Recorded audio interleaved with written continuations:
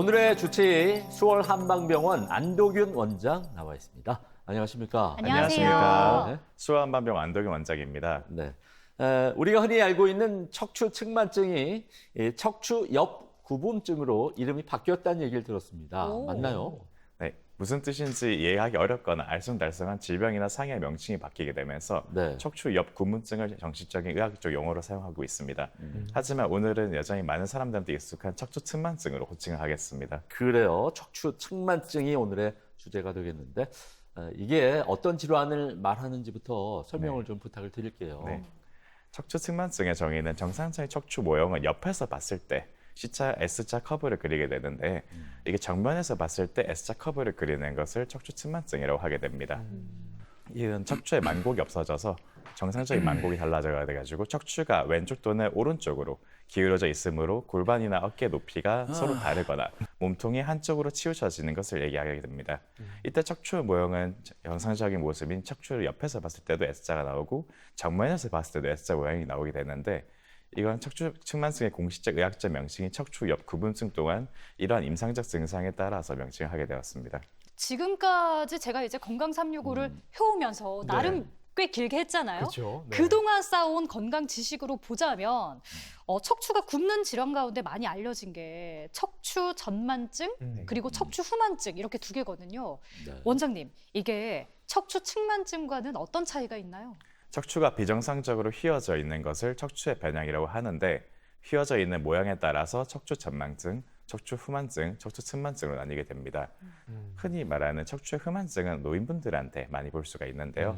우리 노인분들이 허리를 이렇게 숙이고 다니시잖아요. 네. 네. 그런 경우들이 척추관 척추증이다 아니면 추간팔 탈충증, 흔히 말한 디스크 이런 퇴행성 허리 질환의 치료가 이루어지지 않아가지고 척추 관절이 망가지게 되고 그런 것 때문에 골다공증 등의 척추체가 변형되거나 약화되어가지고 생기게 됩니다. 네. 네. 허리가 앞으로 휘는 척추의 전만증은 지나치게 허리의 굴곡이 앞으로 휘어져 있어서 허리가 뻐근하고 한번 몸을 숙이면 펴기 힘든 인상적 특징을 가집니다. 주로 배가 많이 나온 40, 50대나 임산부처럼 배를 앞으로 많이 내밀면서 걸어다니는 사람들이 좀 많이 생기게 돼요. 요즘은 또 젊은 여성들은 하이힐을 많이 신게 되는데 네. 하이힐 많이 신는 사람들 허리의 커브가 망가지기 때문에 전만증이 될 수도 있습니다. 전만증 체크는 어떻게 하냐 하면 바닥에 똑바로 누웠을 때 허리 밑으로 손이 이렇게 좌우로 왔다 갔다 하게 된다던가 하는 경우는 의심을 해볼 수가 있습니다. 네. 이 가끔 전신 거울로 제 모습을 봤을 때 음. 한쪽 어깨가 조금 기울었나? 오. 이런 느낌을 받을 때가 좀 있더라고요. 저도요. 네. 이 가방을 너무 한쪽으로만 맨날 걱정도 되고 나는 척추 측만증 아닐까 의심도 되고 그런데 네. 원장님 이게 병을 제대로 잡으려면 원인을 알아야 될 것 같아서요. 네. 척추 측만증 왜 생기는 건가요? 척추 측만증의 원인은 여러 가지 이유가 있는데 단일 원인에 의해서 발생하기보다는 유전적 소인, 호르몬의 변화, 성장 과정에서 뼈 비대칭 등 다양한 요인이 복합적으로 작용하게 됩니다. 흔히 나쁜 자세나 무거운 가방 이렇게 매서 내가 생긴다라 하는데 이러한 건 근본적인 원인은 아니고 최근에는 타고난 신체적 특성에 성장기의 환경적 요소가 더해져서 발생하는 복합 질환으로 보고 있습니다. 네. 아주 다양한 원인이 복합적으로 작용해서 발생하는 질환이라고 하니까 단순히 우리가 척추가 휘는 정도로 이렇게 생각을 해서는 또 안 될 것 같습니다.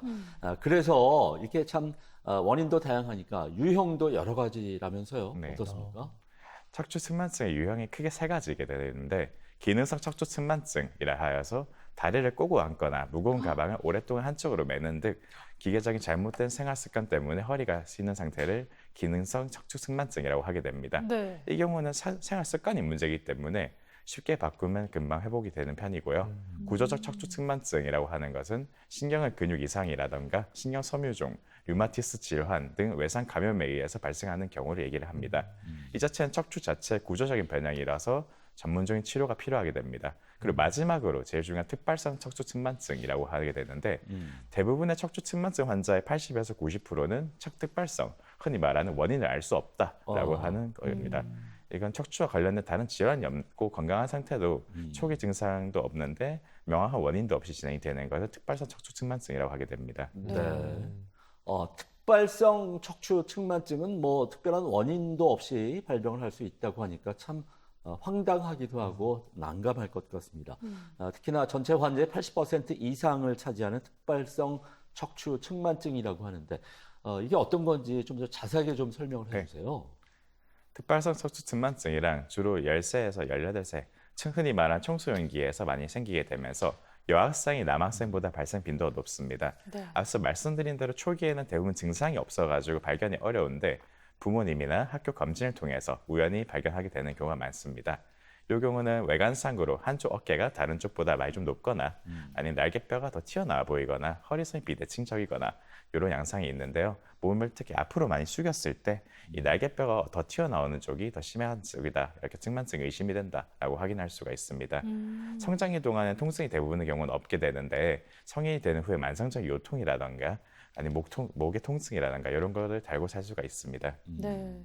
초기 증상이 없어서 발병 사실을 모르고 있다가 이걸 좀 뒤늦게 발견하는 경우도 있을 것 같습니다. 네. 지금 말씀해 주신 것 외에도 어떤 경우에 척추 측만증을 좀 의심해 볼 수가 있을까요? 척추 측만증을 의심해 볼 수 있는 증상은 척추 측만증이 생겼다면 어깨의 양쪽 높이가 서로 다를 수가 있고 한쪽 신발의 밑창이 좀 빨리 닳는다든가 하는 현상이 나타날 수가 있습니다. 네. 아까 말씀드린 것처럼 어깨가 한쪽으로 기울어져 있거나 좀 튀어 올라 있거나 네. 몸이 좀 삐뚤어져 있다, 골반이 좀 틀어져 있다 이런 경우는 좀 의심해 볼 수가 있습니다.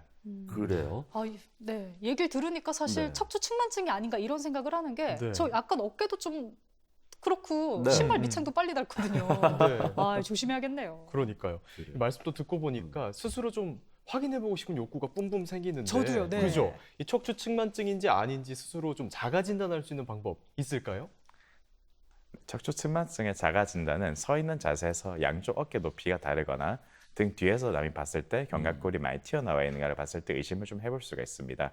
똑바로 서 있는 상태에서 몸을 천천히 몸 앞쪽으로 숙였을 때 이게 대칭이 되는지 비대칭이 되는지 체크를 해봤을 때 의심을 많이 해볼 수가 있어요. 네. 다리 길이 차이가 발생해서 한쪽 신발 밑창을 닳는 경우도 있으니까 네. 정확한 건 검사를 해보는 게 좋습니다. 그래요. 예은 씨 다리 길이 지금 차이 나는 거 아닌가 모르겠습니다. 저는 만약에 원장님 궁금한 게 1cm 정도 만약에 차이 난다. 이 정도면 크게 나는 건가요? 1cm 정도 차이 난 골반이 틀어졌을 거라고 유추를 하기 때문에 측만증이라고는 확인할 수 어렵습니다. 네, 골반 틀어졌을 경우에는 아마 추나요법으로 예. 조정을 해주면 괜찮지 않을까 싶습니다. 자, 우리 몸의 중심축인 척추가 휘는 질환이기 때문에 방치했을 경우에 합병증도 가볍지 않을 것 같거든요. 네, 척추 측만증의 합병증은 척추 측만을 오래 방치할 경우 심폐 기능에 영향을 줄 수 있으면서 외관상 변형으로 인한 심리적 스트레스도 올 수가 있습니다. 청소년기엔 성장에 악영향을 끼치는 것은 물론 심하면 갈비뼈 및 골반 변형까지 유발하게 됩니다. 아무래도 이는 척추 마디가 성장기에 자라기 때문에 같이 일어나는 건데 자라면서 삐뚤어지게 자라는 건 우리 척추 측만증의 가장 큰 양상입니다. 이런 경우는 골반이 많이 틀어지고 신체 밸런스가 붕괴하기 때문에 각종 근골격 발병 유발률을 높이게 됩니다.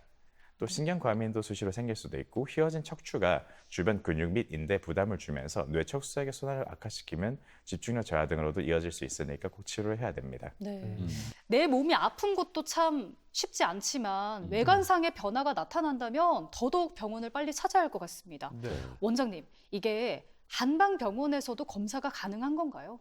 네, 당연히 한방병원에서도 가능합니다. 가장 기본적인 검사는 엑스레이 검사를 하는데 엑스레이 검사를 할 때 이 측만의 각도를 측정해가지고 콥스 앵글을 나중에 제가 설명드릴 건데 그 부분을 하면서 각도를 확인할 수가 있고 체형 검사라 하여서 신체 불균형 정도를 파악하기 위해 실시하는 검사가 있습니다.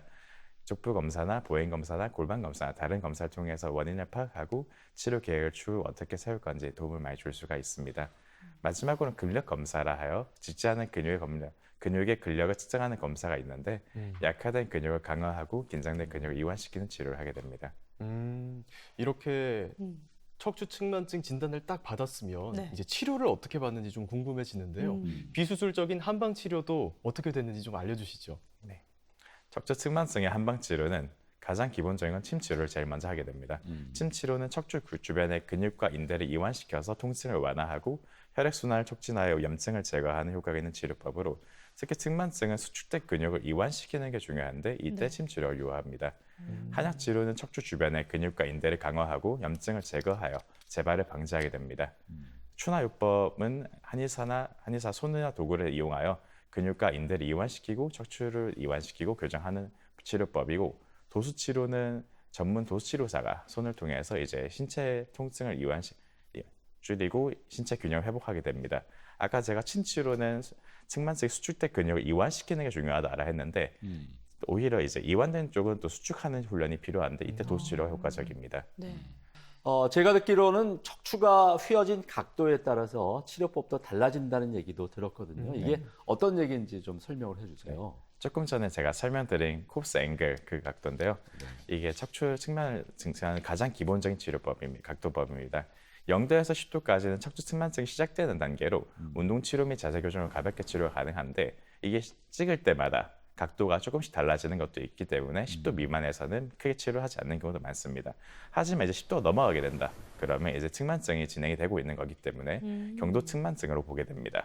경도 측만증은 골반이나 척추가 미세하게 변형이 되어 있어서 오래 앉아 있거나 걸었을 때 통증이 있습니다.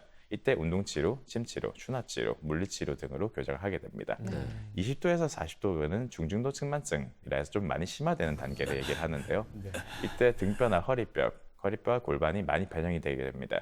이때는 보조기를 착용하는 게 좋으면서 도수치료와 재활치 운동치료를 통해서 교정하게 됩니다. 40도로 넘어간다. 넘어가게 되면 고도측만증으로 의심을 해보게 되는데 이 고도측만증은 외관상으로도 심하게 변형된 걸 누구나 볼 수가 있습니다. 이때는 이제 심폐 기능이 압박 때문에 이상이 생기게 되는데 이때는 빨리 입원 치료를 하거나 50도까지 넘어가면 이제 수술적인 치료를 고려하게 됩니다. 그래요. 척추가 우리 몸의 중심이라는 사실은 여러분도 다들 잘 알고 계실 텐데 척추가 일단은 측만증으로 휘어지게 되면은 우리 삶의 질도 네. 많이 네. 좀 이렇게 떨어지지 않을까 싶은데 심지어는 각도가 심하게 휘어졌을 경우 이런 경우에는 어떻게 되나요?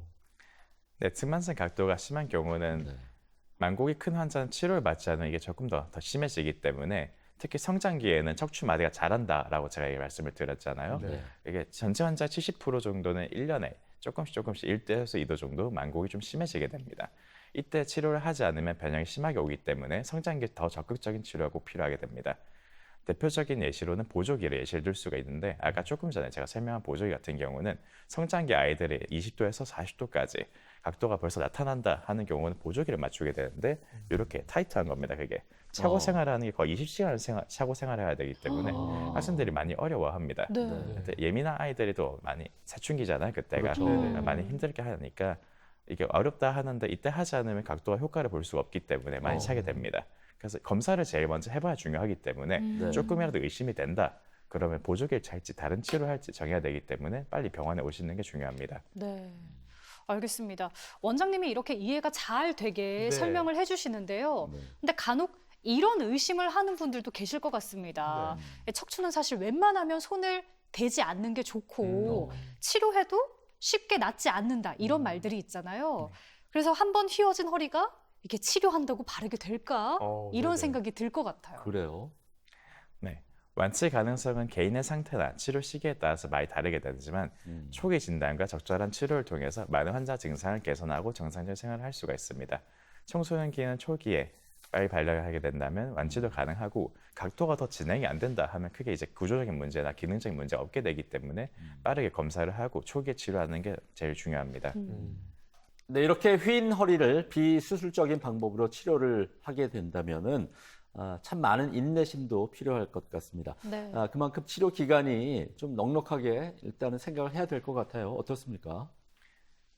네, 척추 측만증의 치료 기간은 척추 측만증의 언제부터 시작하냐가 제일 중요하게 되는데 좀 어릴 때라던가 아니 나이 좀 많을 때라던가 이게 기간에 따라 좀 다릅니다. 그래서 4주부터 6개월 이상의 치료 단계를 세우게 되는데 이때 침, 한약, 추나 도수 치료 등을 적절히 섞으면서 진행하게 됩니다. 어떤 치료든 척추 마디가 휘어져 있기 때문에 단기간에 끝나기 아니고 꾸준한 관리와 노력이 필요하다는 것도 꼭 기억해 주는 게 좋겠습니다. 네. 물론 치료가 정말 중요하지만 네. 그 전에 예방 차원에서 생활 습관 교정하는 게 정말 중요할 것 같거든요. 이제 컴퓨터 게임하고 그 컴퓨터 앞에서 오래 있는 저는 잘 들어야 될 것 같은데 그러니까요. 원장님 알려주십시오. 우리 몸에 악영향을 끼치는 나쁜 자세, 나쁜 생활 습관 따로 있습니까? 네, 척추 측만증에 악영향을 끼치는 자세는 나쁜 자세는 척추 측만증을 유발하거나 악화시킬 수 있는 요인이 되게 됩니다. 아까 제가 조금 전에 특발성 척추 측만증이 제일 많다, 원인이 없다 이렇게 얘기를 하긴 했지만은 네. 나쁜 자세를 계속 하게 되면 골반도 틀어진다던가 척추 마디뿐만 아니라 다른 거에 거북목이 심해진다던가 나타날 수가 있기 때문에 좀 신경 써주시는 게 좋습니다. 다리 꼬는 경우는 다리 꼬기 앉으면 척추가 한쪽 골반에 압력이 실어지기 때문에 골반 변형이나 이런 식으로 나타날 수가 있고요. 고부정하게 앉을 경우는 오랫동안 앉아 있거나 하면 이게 후만증이 아까 그 얘기 드렸던 그런 부분이 생길 수가 있습니다. 엎드려 자는 자세 또한 척추에 부담을 좀 줄 수 있어서 지양하시는 게 좋고요. 무거운 물건을 드는 경우 한쪽으로만 든다던가 하는 경우는 척추에 또 무리할 수가 있습니다. 네. 그럼 지금 말씀해 주신 거 다리 안 꼬고 엎드려서 안 자고 무거운 물건 태욱 씨가 들고 있으면 저는 안 들을게요. 이런 식으로 말씀해 주신 나쁜 자세와 반대로 하면 생활 교정도 나름 좀 쉽게 되겠네요. 네. 생활 교섭 교정은 자세 교정법이 몇 개 있는데요. 허리를 바르게 편 자세로 앉아서 있거나 짝다리를 짚거나 하는 습관을 좀 지향하는 게 제일 중요합니다. 특히 컴퓨터나 스마트폰 사용 시에도 이렇게 우리가 숙여 보게 되는데 네. 척추 측만증뿐만 아니라 거북목을 유발할 수 있기 때문에 지양하시는 게 좋습니다. 아까 가방을 들어야 된다라고 했는데 가방을 백팩을 기왕이면 좋겠죠. 양쪽 다 무게 부담이 가기 때문에. 네. 그리고 제일 중요한 건 자꾸 설명드리지만 찍어봐야 엑스레이상 각도를 확인할 수가 있기 때문에 네. 조기 발견을 위해서 병원에 좀 모시는 게 제일 좋습니다. 네. 네. 원장님, 왜 우리가 이런 얘기도 하잖아요. 다리 한쪽으로 막 꼬아서 자세가 안 좋대요. 그러면 괜찮아. 반대쪽 반대로. 다리 꼬면 돼. 그러면 그러게요. 돌아올 거야 하는데 이건 맞는 말인가요? 아닙니다. 골반이 틀어질 수 있기 때문에 추천드리고 싶지는 않습니다. 그렇군요. 오히려 다리를 네. 꼬지 않아야 된다. 그렇습니다. 예은 씨 다리 꼬지 마세요. 네, 알겠습니다. 다리 꼬지 마.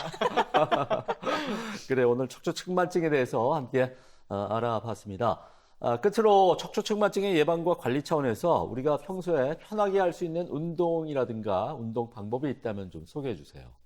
네, 척추 측만증을 예방하거나 완화하기 위해서는 규칙적인 운동이 중요하지만 고강도 운동은 별로 추천드리지 않습니다.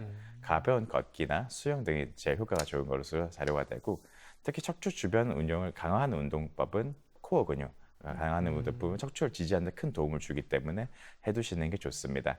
요가나 필라테스 같은 것도 코어 근육 단련하는 운동이기 때문에 하면 좋을 것 같습니다. 네, 원장님, 이 척추 측만증 하니까 떠오르는 분이 한 분 계세요. 우리 누군데요? 꼬부랑 할머니가? 할머니가 할 때 그 꼬부랑 할머니들. 네. 이 척추 측만증이 엄청 각도가 심하시잖아요. 그리고 그래요. 오래되셨죠. 그러니까요. 오랜 기간 이렇게 지내오셨으니까 이런 분들도 좀 치료가 가능할지 궁금합니다.